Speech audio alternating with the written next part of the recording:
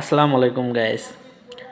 আজকে যে বিষয়টা আপনাদের সাথে আমি আলোচনা করব, একজন মানুষ হিসেবে আপনি যখন আরেকজনকে কথা দিবেন বা আপনার উপর আরেকজন যখন বিশ্বাস করবে, এই বিশ্বাসটুকু ধরে রাখার চেষ্টা করবেন এবং কথা দিলে তা অবশ্যই পূরণ করবেন। এবং এই বিশ্বাস এবং কথা দিয়ে কথা রাখতেছেন, আমি এই বিষয়টার জন্য আমার মনে হয় প্রত্যেকটা সেক্টরে অনেক প্রবলেম হচ্ছে।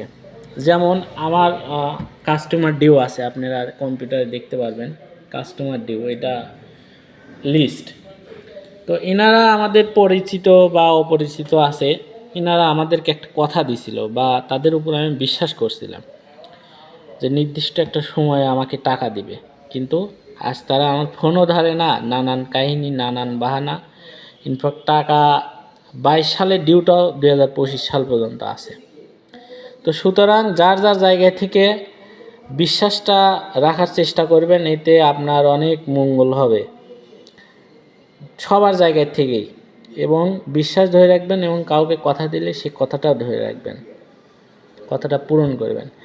এতে আপনি অনেক লাভবান হবেন অনেক দিক দিয়ে। তো ধন্যবাদ সবাইকে। বিষয়টা আপনারা কতটুকু বুঝাইতে পারছি আমি জানি না।